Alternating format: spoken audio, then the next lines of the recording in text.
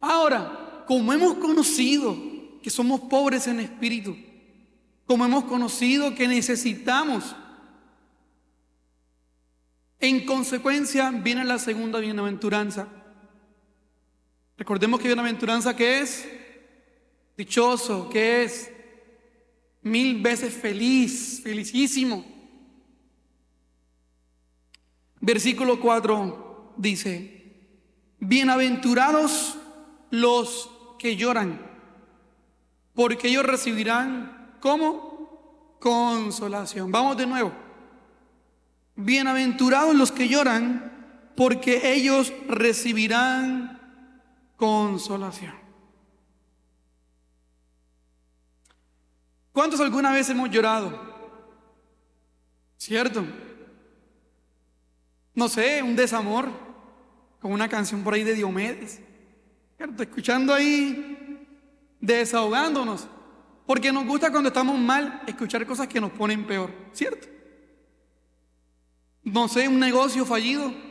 Usted ha ahorrado un año para un negocio e invierte su negocio y nada, no le fue bien. ¿Lloramos? La pérdida de un empleo. Tenía un buen empleo o tenía un empleo, porque en estos días tener un empleo es una bendición, y lo perdemos y comenzamos a llorar. O la suegra se viene el fin de semana para la casa, ¿cierto? Y comenzamos a llorar porque queremos tener a la suegra pero lejos. No es ese tipo de lloro o de llanto el que nos habla Mateo capítulo 5 versículo 4.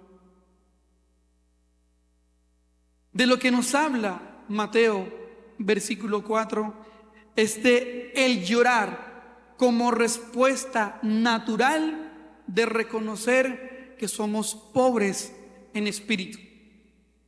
Repito, el llorar es la consecuencia de reconocer que somos pobres en espíritu y que hemos comprendido nuestra bancarrota espiritual. ¿Me he hecho entender hasta ahora? Cuando yo entiendo que soy pobre en espíritu y que estoy en una bancarrota, la respuesta siguiente, ¿cuál es? Llorar. ¿Pero por qué llorar? ¿Por qué después de sentirme así yo lloro? Y es porque yo, al ver la majestad de Dios, al yo ver la santidad de Dios, al contemplar quién es Dios, al conocer quién es Dios y compararlo con nosotros mismos, podemos entender nuestra incompetencia, podemos entender nuestra insuficiencia, podemos entender nuestra desesperación en cada circunstancia en la vida o en cada aflicción o en cada momento, y podemos entender que nuestra absoluta dependencia es de Dios y no de nosotros mismos. Cuando comprendemos eso y el ver que Dios es un Dios suficiente, que Dios es un Dios autosuficiente, y yo veo la santidad de Dios y lo comparo conmigo, yo tengo que decir: yo soy un gran pecador. Yo tengo que decir: yo soy imperfecto. Yo tengo que decir, y me tiene que doler, mi naturaleza humana en la cual vivimos. El yo sentir y saber que soy un pobre espiritual me lleva a mí al llanto. El corazón siente dolor al entender nuestra realidad. Dios es un Dios como autosuficiente, no necesita de nadie, pero nosotros sí. Bien, podríamos ver la bienaventuranza como 1000 veces felices los que lloran, o dichosos los afligidos. Para el mundo en el que nos encontramos, para el contexto en el que nos encontramos, suena muy raro y contradictorio, al igual que la primera bienaventuranza. ¿Quién puede decir que porque es dichoso el que se encuentra afligido, el que es 1000 veces feliz el que se encuentra llorando? humana y naturalmente esto no cabe, no lo concebimos como el hombre natural no puede concebir esto. Pero la Biblia así lo habla. Jesús le está diciendo a la multitud que hay una forma de sentir dolor. Miren, Jesús le está hablando en el sermón que hay una forma en la que podemos sentir dolor, hay una forma en la que podemos llorar y que esa forma nos llevará a la felicidad. Por eso en este contexto, el dolor, el llorar es una bendición. Amén. En este contexto, el llorar, el sentir el dolor por nuestro pecado es una bendición. Y les voy a hacer un ejemplo. Miren, Steven Pitt, un estadounidense, hoy tiene 2025, tiene 42 años. Desde pequeño él sufre de una condición llamada analgesia congénita. Analgesia congénita. Le descubrieron esto cuando era bebé y le estaban saliendo los dientes, pues masticando una tarde se arrancó la mitad de la lengua. Esto llevó a que los padres lo llevaran al pediatra y le hicieran una serie de exámenes. A este hombre le dieron muchas punzadas con aguja en el cuerpo y a ninguna respondió con dolor. Y hay partes en el cuerpo, zonas en las que el dolor es mucho más intenso aún con solo una aguja. Y este niño no sintió el dolor. Analgesia congénita habla de una persona que tiene la incapacidad de sentir dolor, no siente dolor. Y como no sentía dolor, se arrancó media lengua, tuvieron que cosérsela, hacer un tratamiento. Si usted va a internet y lo escucha, se ve que él habla como un poquito con dificultades. Este hombre vivió una niñez muy difícil.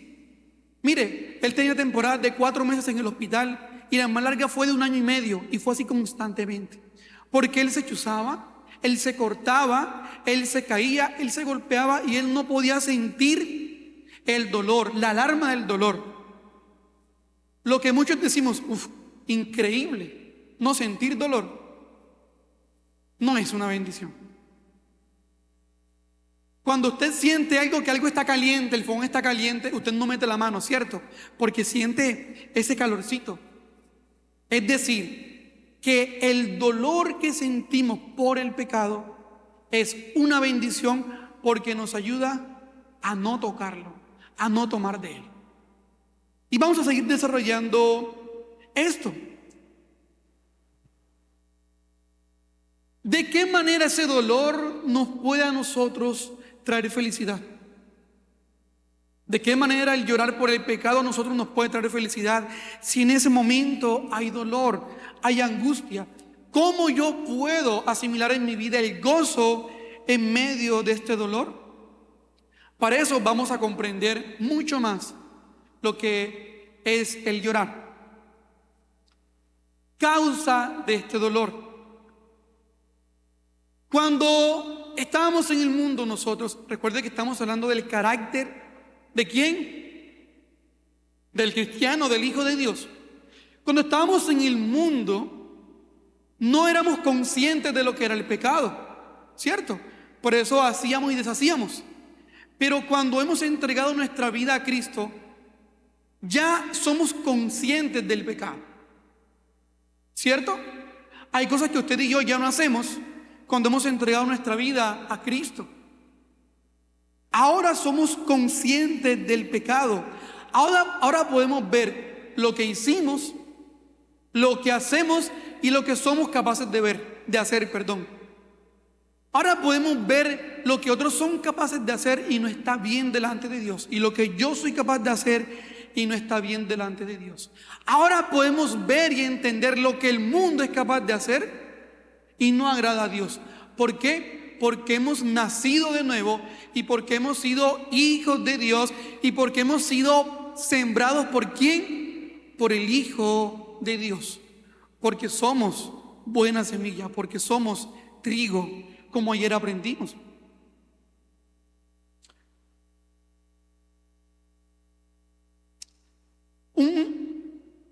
polaco-alemán llamado Adolf. Fue una de las personas que fue de los principales en los holocaustos nazis. Ustedes recuerdan que más o menos fueron los holocaustos, ¿cierto? Cogieron a los judíos, principalmente a los judíos o personas que iban en contra del régimen, los unían en unos campos de concentración. Allí a algunos los torturaban, a otros los abusaban, a otros los mataban, con otros hacían experimentos científicos y sufrieron demasiado. Los que sobrevivieron, de los pocos, hablan de torturas, hablan de dolor inimaginable. Y este hombre, después de que se acabó la Segunda Guerra Mundial, vino a Argentina a esconderse. Lo descubrieron en Argentina, lo llevaron a Israel para enjuiciarlo. Miren esto, uno de los sobrevivientes de esa masacre, de las concentraciones, de los holocaustos, lo llamaron a poder rendir. ¿Cómo se llama eso? A declarar en contra de esa persona.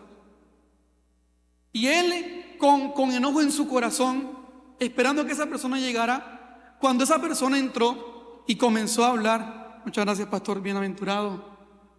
Mire, cuando esa persona comenzó a hablar, el sinvergüenza, ese hombre sádico, el que iba a declarar, comenzó a llorar. Miren esto, comenzó a llorar muchísimo. Y tuvieron que suspender por un momento la sesión. Ese hombre se tiró al suelo, golpeaba el suelo llorando. Como es normal, se reanudó la sesión, pero como 20 y pico años más tarde, fue en el 2000 y pico, antes del 2010, lo entrevistaron y le dijeron: tenemos una duda, ¿por qué en esa declaración, en ese juicio, por qué lloraste? ¿Por dolor, por impotencia, por ganas de vengarte y no poder? Y él dijo: no, porque cuando vi a ese hombre entrar, no vi el monstruo que yo esperaba ver. Cuando yo vi a ese hombre que estaba entrando y comenzó a hablar, yo no vi a la bestia que pensaba que iba a ser él. Yo vi a un hombre igual que yo. Yo vi a un hombre con el mismo cuerpo mío, con mis mismos ojos. Y allí comprendí que yo también hubiera podido ser capaz de hacer lo mismo. ¿Sabe qué entendió ese hombre? Ese hombre sintió el dolor de lo que había hecho y de lo que podía hacer. Ese hombre ahí sí se dio cuenta de la naturaleza del hombre pecador, del hombre que es la tendencia a ¿qué? A equivocarnos y al pecar. Y cuando queremos ver ejemplos de este lloro, de este quebranto, podemos ir a David nuevamente. David, él era un ¿qué? Un rey, pero asimismo era un salmista, de los mejores. David se enamora ¿de quién? ¿De quién? A ver, muy bien. Ahora, no solamente se enamora de ella, sino que se acuesta con ella y la embaraza. Luego, para ocultar su pecado, emborracha a su esposo Urías y le pide que se acueste con ella. Esto lo hace 2 veces y Urías 2 veces se niega. Luego David crea un plan para poder asesinar a Urías. Lo manda al frente de la batalla. Luego de que Urías muere, David ¿qué hace? Se lleva a Betsabé. Es decir, David continúa con su pecado, continúa disfrutando de lo que hizo. Pero David, estando allí en el disfrute, en el deleite de su pecado, sumergido en el pecado, insensible al pecado, sin dolor, sin el llanto que el pecado produce en el corazón de un cristiano, más o menos estuvo en ese estado unos 8 o 9 meses. Dios le envía al profeta Natán, ¿cierto? Y le dice al profeta, Dios le dice al profeta: di esto. Hay un hombre que tiene muchas ovejas, pero otro que tenía una, ¿cierto? Conocemos la historia. Y le dijo al profeta: ¿qué piensas tú del hombre que en vez de tomar de las muchas que tiene, sacrifica la del que tiene solamente una. Y David, ¿qué dijo? ¿Digno de qué? Digno de muerte, bárbaro, sin vergüenza. Ahí puede decir muchos adjetivos. Y Dios, ¿qué le dice por medio del profeta? Ese eres tú. A ver, David mientras se acostaba con Betsabé, ¿lloraba? No, le aseguro que no. Usted sabe que no lloraba. Y no fue una sola vez, fue muchas veces. Pero cuando él, encontrándose en la insensibilidad de su pecado, Salmos capítulo 51 dice, Salmos capítulo 51, él estando en la insensibilidad de su pecado, mire esto, a él le dicen: David, ¿tú qué piensas? Y David, ¿qué hizo? David juzgó el pecado. Cuando el profeta le reprende, Dios le reprende por medio del profeta, mire lo que David comienza a decir ahora. David es confrontado, David es apaleado por la palabra, por el mismo Dios. Y David allí entiende el problema, la grandeza de su pecado. Allí David entiende lo terrible que hizo y dice: ten piedad de mí, oh Dios, conforme a tu misericordia, conforme a la multitud de tus piedades, borra mis rebeliones, lávame más y más de mi maldad y límpiame de mi pecado, porque yo reconozco mis rebeliones y mi pecado está siempre delante de mí.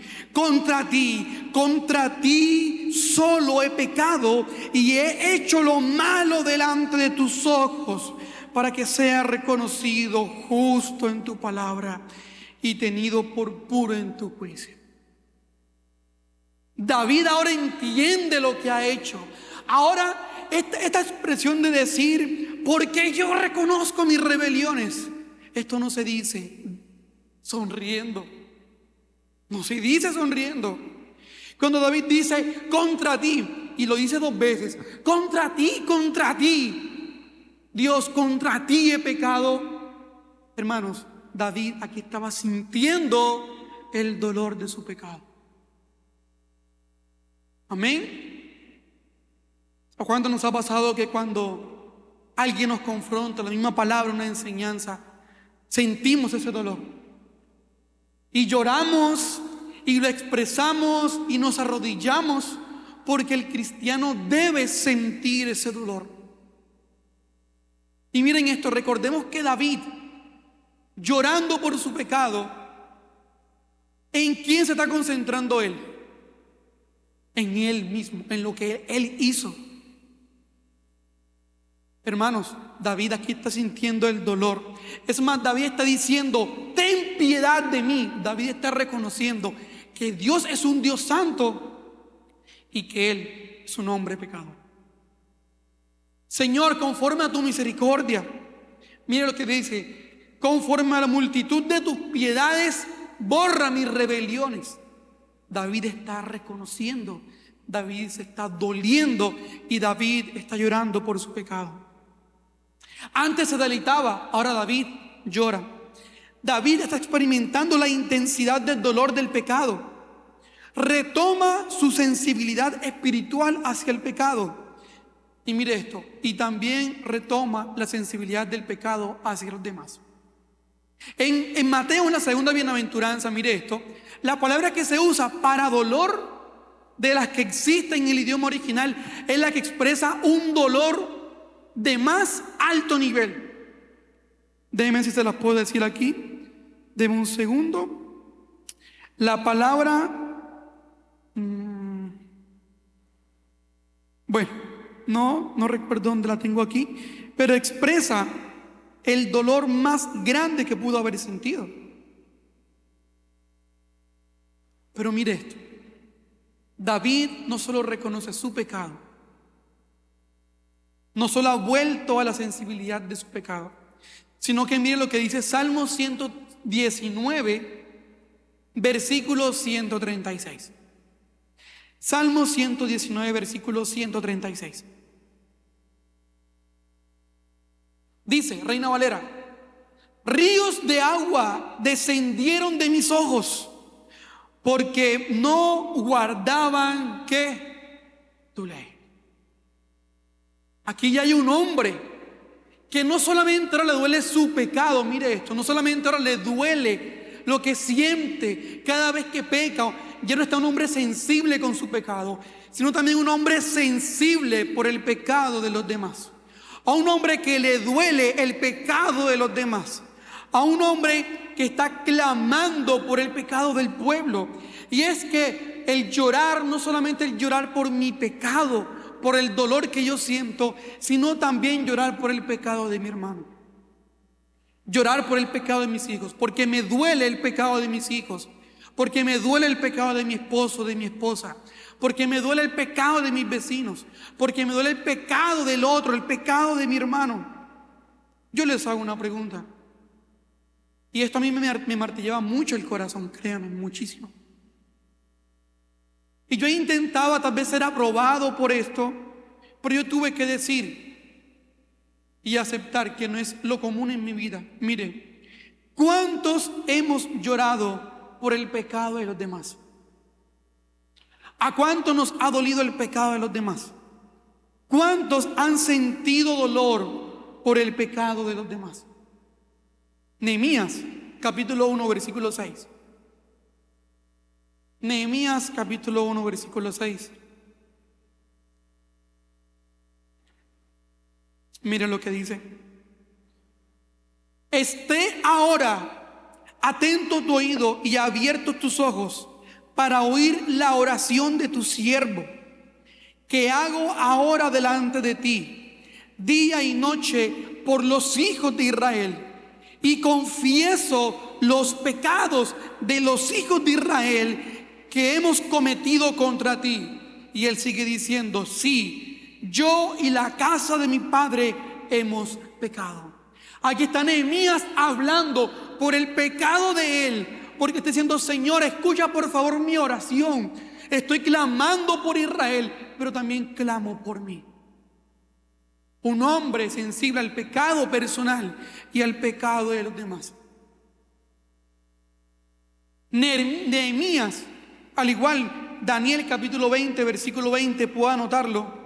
Daniel 9:20 dice: yo orando y confesando mi pecado y el pecado de mi pueblo, rogándole al Señor mi Dios por Jerusalén, su monte santo. Nehemías y Daniel, personas escogidas por Dios, santificadas por Dios, lloraban y confesaban su pecado, confesaban su debilidad, confesaban su tendencia al pecado, y también rogaban porque les dolía el pecado del pueblo de Israel. Aquí no vemos a un Nehemías y a un Daniel lanzando juicio contra el pecado de los demás. Aquí no vemos a un Nehemías y a un Daniel lanzando condenación al pecado de los demás. Aquí vemos a un Nehemías y a un Daniel que reconocen su pecado y ruegan y claman y les duelen y lloran por el pecado de los demás. Miren esto, recordemos que Daniel, ¿dónde vivía Daniel? En Babilonia. En Babilonia el pecado, en Babilonia había una cultura de pecado. Pero aún así, Daniel no se acostumbró al pecado. Daniel no perdió la sensibilidad del pecado, hacia el pecado. Y mire esto, cuando somos sensibles con nuestro pecado, también somos sensibles al pecado de los demás. Repito, cuando somos sensibles a nuestro pecado, también somos sensibles al pecado de los demás. Y en esta intensidad de dolor, cuando yo me duelo por lo que hago, por mi injusticia, por mi pecado, por el de los demás, aquí el Señor está diciendo en Mateo 5:4, bienaventurados los que lloran, dichosos y felices los que lloran. Saben, tenemos que ser sensibles a lo que vemos. Y no me estoy refiriendo solamente a lo que es la pornografía, hombres y mujeres desnudas. Me refiero a otras cosas. Tenemos que tener cuidado y tenemos que ser sensibles a lo que nos exponemos, a las conversaciones que nos exponemos. Tenemos que ser sensibles a lo que decimos, a lo que oímos. Hay veces que no estamos hablando en una conversación, pero oyendo todo atentamente. Nuestra tendencia no es a sentir dolor por el pecado del otro, sino a condenarlo. Pero cuando yo soy sensible, hermanos, a lo que oigo, a lo que veo, a lo que hablo, yo soy dichoso. Y esa dicha que en mí hay, esa felicidad que en mí hay, me lleva, repito, quiero que nos quede muy claro, a ser también sensibles con el pecado del otro. Esto no significa que no tenemos que tomar acciones contra el pecado. Lo que esto significa es que si mi hermano peca, yo antes de tomar una acción contra el pecado de él o con él, primero tiene que haber en mi corazón el dolor. Y ese dolor tiene que llevarme a mí a la misericordia y a la bondad al ver a mi hermano. ¿Saben? Cuando uno su pecado lo pasa por alto y el de los demás lo señala, hay un problema en nosotros, porque no estamos siendo sensibles al pecado. Amén. Y deberíamos de preguntarnos, ¿mi pecado yo lo paso por alto? ¿A mi pecado yo le tengo misericordia, por decirlo de una manera, y al de mi hermano sí lo señalo y lo condeno?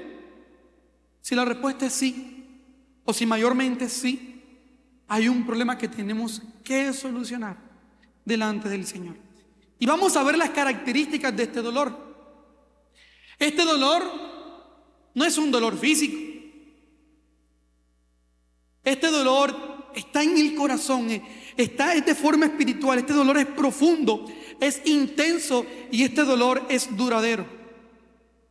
Ya encontré la palabra. La palabra en hebreo es panseo o panteo, que significa afligirse. Y como les dije, habla de un dolor a un nivel increíble. Es decir, que cuando yo peque, cuando yo esté delante del Señor, yo sienta el dolor más grande y más profundo que puedo experimentar.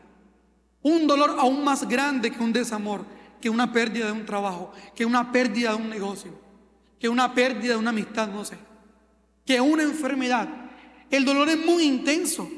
Y felices, iglesia, los que experimentan este dolor profundo cuando sienten y admiten su pecado y el pecado de los demás. Isaías capítulo 6, versículo 5. Miren esto. Isaías, en los versículos anteriores, dice Isaías que ve al Señor. Isaías vio al Señor, vio su santidad, vio su majestad. Y miren lo que dice Isaías. Vamos a leerlo por favor todos. Me confundí. Leamos todo por favor. Pero por favor ponlo en NTV, la versión Nueva Traducción Viviente.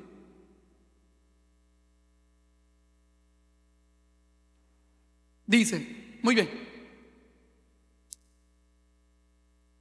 Entonces dije, ojo, después de que él vea al Señor, entonces dije, todo se ha acabado para mí. Estoy condenado porque soy un pecador. Tengo labios impuros y vivo en medio de un pueblo de labios impuros. Sin embargo, he visto al Rey, al Señor de los ejércitos celestiales. Mire, Isaías posiblemente fue uno de las personas que en ese momento estaban en su corazón mejor, de las personas más justas de ese momento. Y él, cuando va al Señor, acepta su bancarrota espiritual. El que dice, yo estoy acabado, ya esto no fue más nada. Como decimos aquí, Señor, aquí pela el cobre, ¿cierto? Ya colgué los guayos, porque te he visto a ti. Él dice, ay de mí, que soy un ¿qué? Un pecador. Isaías, un profeta justo, está ¿qué? Llorando, está afligido porque reconoce esa naturaleza porque reconoce su pecado. Y esto debe de confrontarnos demasiado.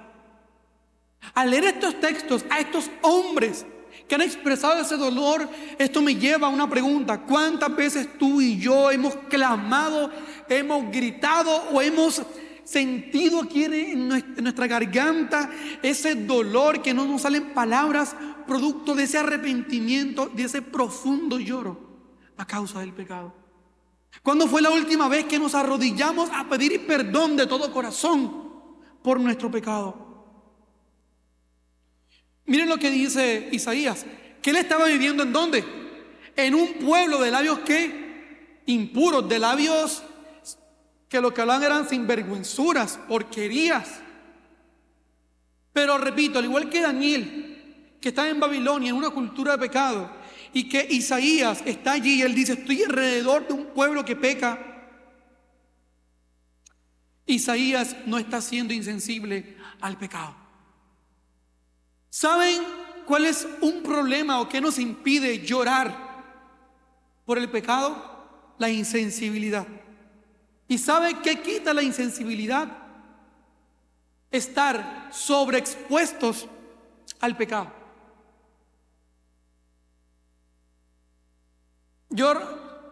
Ustedes recuerdan conmigo una novela, era Los Reyes.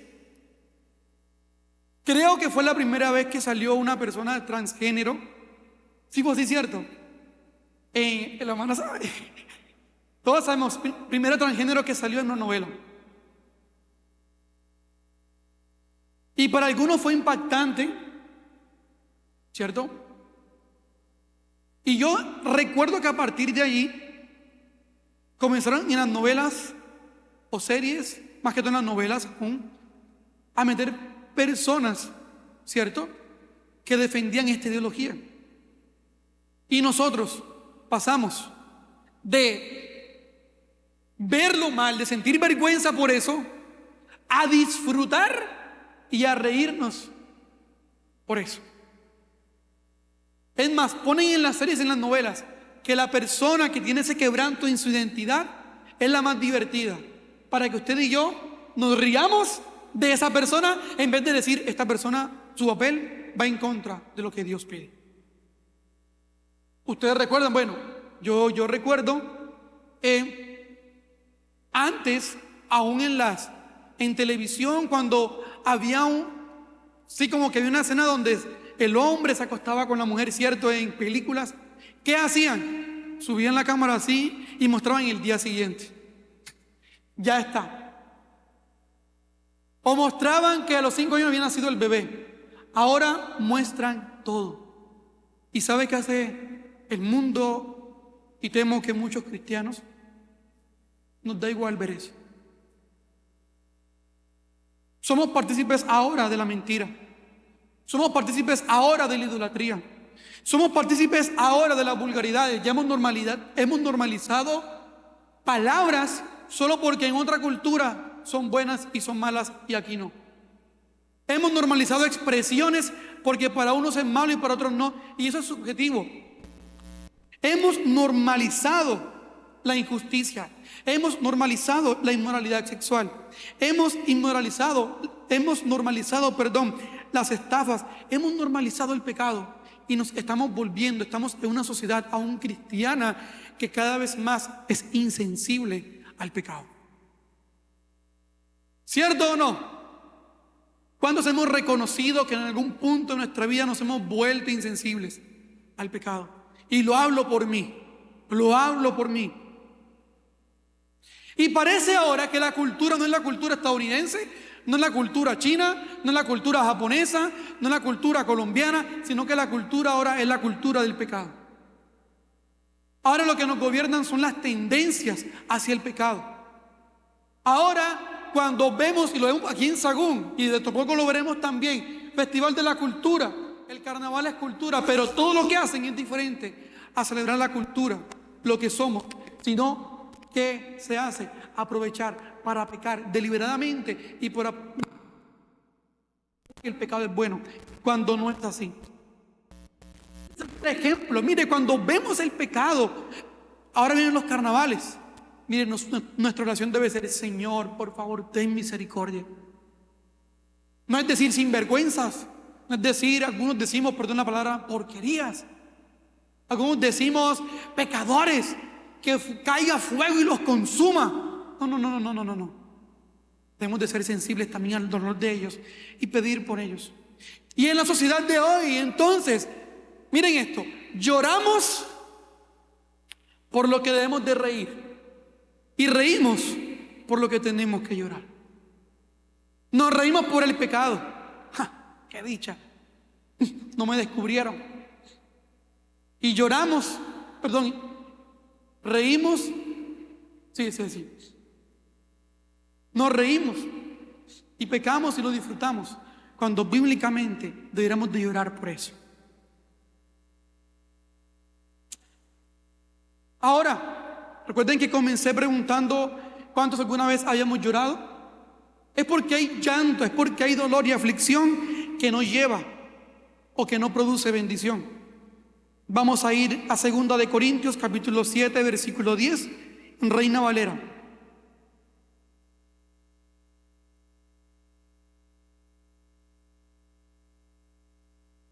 Dice: porque la tristeza, el dolor que es según Dios, produce ¿qué? Arrepentimiento para salvación, de que no hay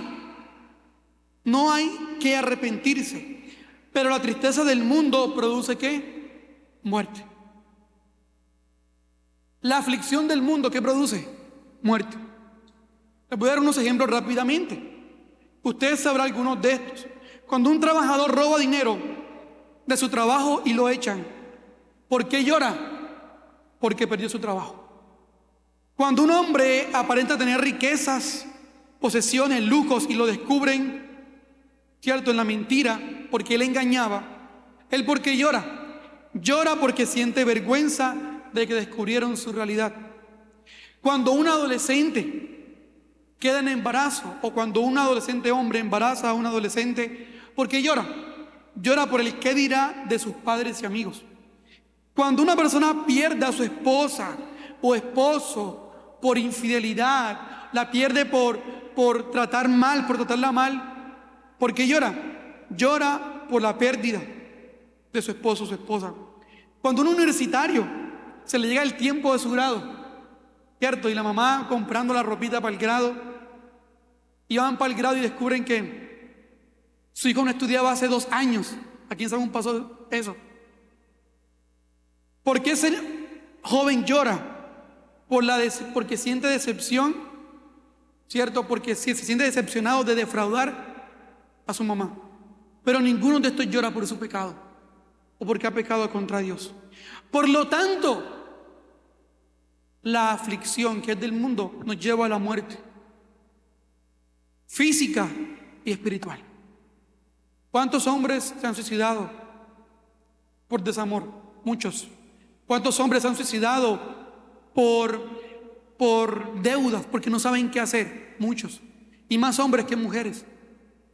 ¿Cuántas mujeres han tomado decisiones en su vida de las cuales se arrepienten y ya no pueden hacer nada al respecto porque se sintieron tristes? Recordemos, la tristeza que el mundo ofrece, que es del mundo, no lleva a la muerte, no lleva a la vida, sino que lleva a la muerte. Por lo tanto, para el creyente es importante, para usted y para mí. ¿Cuántos somos hijos de Dios? ¿Cuántos somos hijos de Dios? Debe ser importante y clave para nosotros no exponernos al pecado. Hay cosas que va a ser difícil no estar allí. No como un amigo que me decía: yo puedo estar en un bar y yo no puedo estar pecando, porque yo voy al bar a trabajar. Eso es mentira. Yo puedo estar, no sé, en medio de 20 contadores y todos son sinvergüenzas. ¿Por qué estar allí? El cristiano, cuando siente la olla caliente, tiene que ser tan sensible tal que esté dispuesto a perder trabajos, a perder oportunidades, a posponer sus sueños por el hecho de no pecar contra Dios, porque le duele la sola idea de pensar que puede pecar estando en ese entorno. Y repito, el dolor que es de Dios, ¿qué produce en el creyente? ¿Qué produce en el creyente? Podemos verlo así. Si yo he creído, va a producir en mí sanación en mi corazón. Para aquella persona que está escuchando y siente dolor por su pecado, esta tristeza, este dolor por su pecado va a traer salvación. Es decir, usted quiere en su corazón, después del pecado, ver bendición, llore y llore amargamente. Jesús, Lucas capítulo 13, versículo 34, el versículo 35.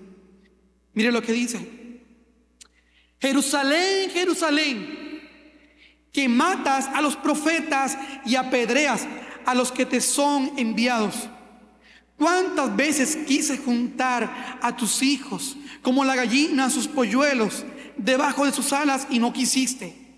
He aquí vuestra casa os es dejada desierta, y os digo que no me veréis hasta que llegue el tiempo en que digáis: bendito el que viene en el nombre de Jesús.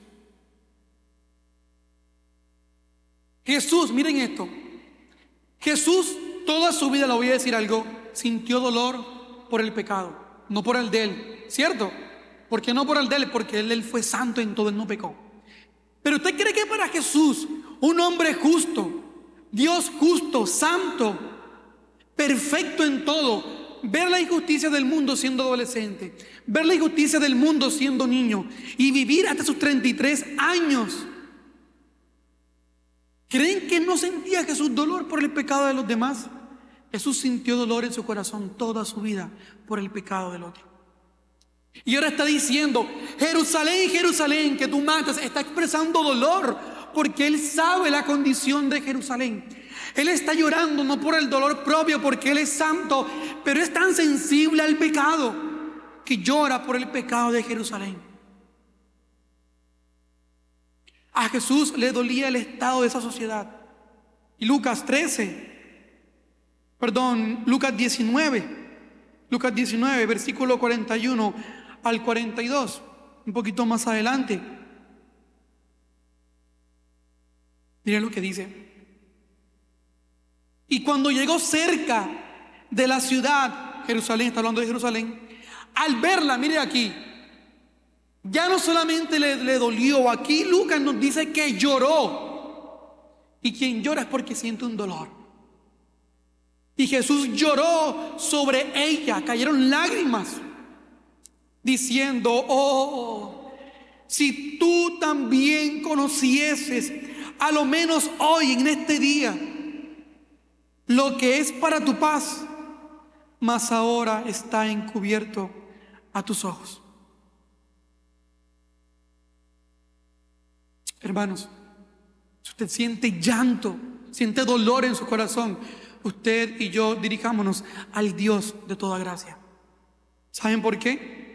Porque la consecuencia de sentir ese dolor abrumante, yo les abro mi corazón. Años atrás, yo viví un tiempo en el que sentí un dolor muy largo. Fue casi de un mes, donde el dormir es bueno, claro que sí, pero donde yo lo que hacía en casi un mes, o fueron 3 semanas, no recuerdo muy bien, en la noche lo que hacía era sentir pesar y dolor por mi pecado. Pero también recuerdo que cada vez que yo sentía ese dolor y yo sabía que el Dios me había perdonado, pero yo reconocía mi condición, el Señor cada vez consolaba mi corazón.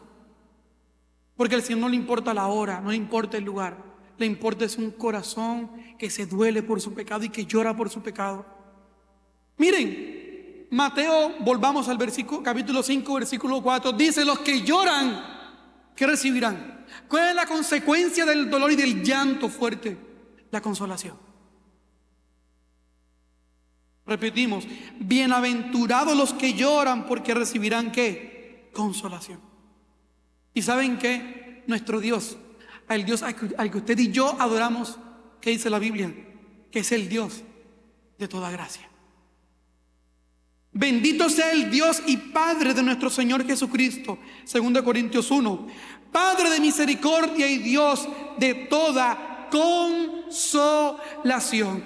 Si algo usted y yo tenemos que tener seguros es que Dios consuela, es que Dios es Dios de toda consolación, de que la naturaleza de Dios es consolar. ¿Y a quiénes consuela Dios? Dios consuela al que se encuentra dolido, al que se encuentra llorando, de corazón contrito y humillado, al que viene a Él. Dios no lo desprecia. Y como Dios no lo desprecia, usted y yo podemos recibir consolación. Porque el mundo siente un remordimiento. ¿Y saben qué hace el mundo? Y temo que también muchos de nosotros, cuando sentimos un dolor por lo que hemos hecho, prendemos el televisor, nos vamos a jugar fútbol, nos vamos a dar una vuelta en la moto, ¿cierto? Pero el que va al Dios de toda consolación, recibe consolación porque Dios no lo desprecia. Y aquí recordamos al hijo pródigo. Él pecó, ¿cierto? Todo su dinero, su riqueza la malgastó y sabemos en qué. Pero él cuando vuelve al Padre, él como yo llega Señor, Padre, he pecado contra ti, he pecado contra Dios, te he hecho daño, me arrepiento. ¿Y qué hace el Padre? El Padre ve su dolor, porque el decir yo he pecado contra ti no se dice, Señor, es que yo he pecado contra ti. No, se dice llorando, se dice aún postrado, aún de rodillas. ¿Y qué hizo el Padre? Lo abrazó. ¿Qué hizo el Padre? Lo consoló. ¿Qué hizo el Padre? Mandó a hacer una fiesta. Mandó a matar el mejor cordero que tenía. Y quién sabe más cosas. Porque Dios, ¿qué? Consuela. No hay culpable que quede impune. No hay culpable que quede impune. El culpable tiene que pagar. ¿Ok? El culpable que tiene que hacer, pagar. Pero el Señor ya ha muerto por todas nuestras culpas. Y miren, tenemos que tener en cuenta esto. El problema con Dios, el problema de nuestro pecado, se agrava o incrementa con nuestro silencio. El pastor y yo hablábamos, creo que el martes, de que lo peor que puede hacer un hombre o una mujer es quedarse callado ante su pecado por temor a la vergüenza. Pero el silencio aumenta ese problema. ¿Y saben qué? Creemos, miren esto, creemos, y esto tiene que ver con Salmos 32, 3 y el 4. Miren lo que dice. Salmos 32, 3 al 4. Mientras callé se envejecieron mis huesos, en mi gemir todo el día, porque de día y de noche se agravó sobre mí tu mano, se volvió mi verdor en sequedades de verano. David, mientras estuvo en silencio, sufrió. ¿Saben por qué? Porque David ni siquiera confesó su pecado al Señor. Y yo no me estoy refiriendo aquí exclusivamente con hablar con el pastor o con el líder, sino primeramente a abrir tu boca y reconocer: Señor, yo he pecado contra ti. Y a Dios le encanta nuestra sinceridad. Hermanos, que si usted la embarra feo, usted diga: Señor, la embarré feo y soy así, y me arrepiento porque hice esto así, y contarle todo. Porque miren esto, el Señor ya conoce lo que usted y yo vamos a decir, correcto, ¿cierto? Porque Él todo lo sabe antes de que salga de nuestros labios. Pero a Dios le interesa escuchar cuánto dolor usted y yo sentimos. A Dios le encanta escuchar cuánta sinceridad, porque Él quiere saber hasta qué punto hemos entendido la gravedad y el dolor de nuestro pecado.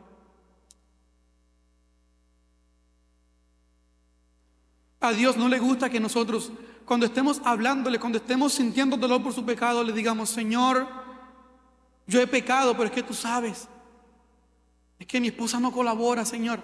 A Dios, ya ahí perdimos el año, ya ahí no hay consolación. Señor, tú sabes que yo me robé de mi trabajo esos 50,000 pesos, Dios, pero es que tú sabes que no tenía, Señor, para la recarga del celular. Hombre, nos usamos sinvergüenzas. Mire, el que confiesa su pecado no se justifica.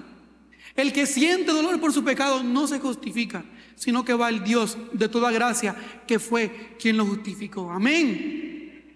El que es pobre de espíritu va hacia el Dios de toda gracia, que fue quien le justificó. Salmos 32:5 dice: mi pecado te declaré y no encubrí mi iniquidad. Dije, confesaré mis transgresiones a Jehová, y tú perdonaste la maldad de mi pecado. ¿Quieren que le diga esto? A Dios le encanta que nosotros confesemos con sinceridad y con totalidad nuestro pecado. ¿Saben que muchos de nosotros pecamos? Y cuando pecamos decimos, esto no lo voy a hacer más nunca. Y es probable que no lo hagamos más nunca. Pero ¿qué pasa? No pedimos perdón por nuestro pecado. Y en algún punto el no arrepentirnos nos vamos a dar cuenta de cobro en algo en nuestra vida. Ser sensibles ¿a qué? Al pecado. Por lo tanto, sin el debido arrepentimiento no se puede experimentar el dolor. Y sin el dolor tampoco se puede experimentar el llanto.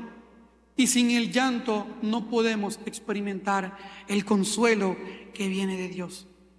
Jesús nos está diciendo hoy: aquellos pobres de espíritu, bienaventurados, aquellos que sienten este dolor por el pecado propio, por el pecado de los demás, que sienten la vergüenza de pecar contra Dios. Si te duele y si lloras, eres feliz, porque la promesa para ti es la consolación. Amén. Padre, en esta mañana, Señor, aceptando que somos pobres de espíritu, Señor, también, Señor, aceptamos nuestro pecado. Señor, te pedimos perdón porque algunos de nosotros tal vez estábamos siendo insensibles al pecado ya. Estábamos siendo insensibles ante la maldad, Dios. Estamos siendo insensibles ante el error, ante el pecar contra ti, Señor. Y ya el pecado no nos dolía, el pecado ya nos daba igual. El pecado de nosotros, de nuestra familia, nuestros hijos, el pecado en la televisión, en el trabajo, en nuestro entorno, en la cultura, quizás ya la estamos, Señor, llamando normal, Padre. Pero hoy, Señor, tú nos has hablado y, Señor, nos has hecho conscientes de la necesidad de llorar por el pecado. Iglesia, hoy, si tú tienes una cuenta pendiente con Dios, habla con Él y dile: Señor, perdón. Habla con Dios, confiésale tu pecado. Dile: Señor, yo reconozco que, Señor, tiendo a equivocarme y que he pecado contra ti en esto. Señor, por favor, hoy perdóname. Hoy dile: Señor, yo quiero volver a ser insensible, Señor, hacia el pecado. Dile: Señor, por favor, hazme a mí sensible mucho más, Señor, sensible hacia el pecado. Hoy, Señor, yo acepto mi insensibilidad, Padre, pero porque quiero volverme a la sensibilidad. Allí dile: Señor, como dijo Isaías: Padre, yo he pecado, mi pueblo he pecado. Dile, sé sincero con Dios: yo he pecado, Señor, porque mis labios han hablado impureza. O yo he escuchado, Dios, conversaciones impuras. Oh, Señor, yo he visto cosas impuras. Padre, he estado en contextos impuros. Dile: Señor, perdóname, Dios. Hoy, Señor, me duele mi pecado. Dile: Señor, hoy mi corazón se quebranta, porque, Dios, tantas veces que nos hemos sentido mal por el pecado, Dios, pero no hemos ido a donde el Dios de toda consolación. Señor, tantas veces que nos hemos sentido tristes por situaciones de pecado, Dios, pero no, Señor, ha sido un lloro por lo que hemos hecho contra ti, sino, Señor, por lo que hemos perdido. Padre, ya no queremos llorar o por la vergüenza o por la pérdida. Ya no queremos llorar por la decepción, Dios, sino que queremos llorar, señores, porque nos duele el pecado que hemos, Señor, cometido delante de ti.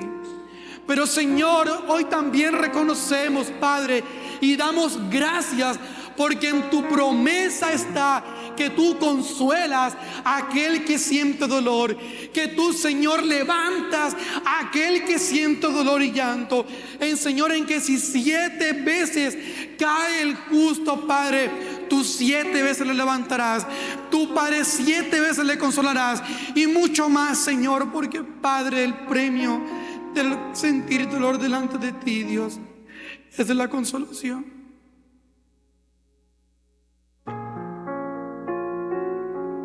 Señor, delante de ti solo podemos reconocer, Padre, nuestra imperfección y que necesitamos de ti, Señor. Allí, iglesia, aprovecha esta oportunidad que Dios te está dando para abrir tu boca y decir: Señor, me arrepiento de todo corazón por esto. Dile: Señor, me arrepiento de ver este tipo de contenido. Dile: Señor, me arrepiento de haber dicho esto. Pero dile: Señor, yo quiero que cada vez me duela más, Señor. Y ser, Señor, como Nehemías, que confesó su pecado. Ser, Señor, como David, que entendió su naturaleza. Padre, hoy, Señor, por favor, consuela nuestro corazón. Hoy, Señor, consuela nuestra vida. Hoy, Señor, te agradecemos, porque el mundo, cuando llora, Señor, es para perdición. Pero cuando lloramos delante de ti, como el hijo pródigo llegó a su papá, Señor, tú nos consuelas, tú nos levantas. Tú, Señor, nos sanas. Señor, hemos pecado y tenemos aún pecados por los cuales arrepentirnos, Dios. Pero hoy, iglesia, confesemos el pecado, porque el Señor dice que nos va a sanar. El Señor dice que cuando abras tu boca, cuando abramos nuestra boca, el Señor nos va a sanar. El Señor nos va a levantar. El Señor va a hacer una obra increíble en nosotros. Allí abre tu boca y dile: Señor, gracias. Y Señor, perdón. Señor, yo quiero ser sensible como tú fuiste, Jesús, que sufriste ante el pecado del pueblo, que sufriste, Señor, sentías ese dolor por el pecado. Señor, yo también quiero sentir ese dolor, y día a día no ser insensible, sino día a día ser más sensible, Señor. Y que yo día a día, como cristiano, como hijo de Dios, como un cristiano de carácter, yo vaya alejando, vaya sacando de mí, Señor, aquello que no está bien delante de ti. Señor, hoy nuestro corazón decide alejarnos de la exposición al pecado, para ser sensibles al pecado, para que nos duela el pecado, para llorar por el pecado, y, Señor, para recibir el premio más grande, y es el ser dichosos, porque tú nos consuelas, Dios. Padre, gracias. Gracias, Señor. Yo sé que en este momento tienes cosas en tu mente con las cuales estás batallando, si son malas o no. Pero séle sincero a Dios. Confiesa hasta mañana todo con sinceridad. Y no nos justifiquemos. Solo digamos: Señor, con mi pecado yo voy a ti, Señor, para que tú, que me santificas y me justificas, borres de mí, Señor, este pecado. Padre, gracias por tu palabra, Señor. Gracias por lo que has hecho hoy en el corazón de la iglesia. Y que día a día, Señor, nuestro carácter crezca, día a día nuestra sensibilidad crezca, Señor, y día a día podamos ser más como tú. En el nombre de Jesús. Amén, amén y amén.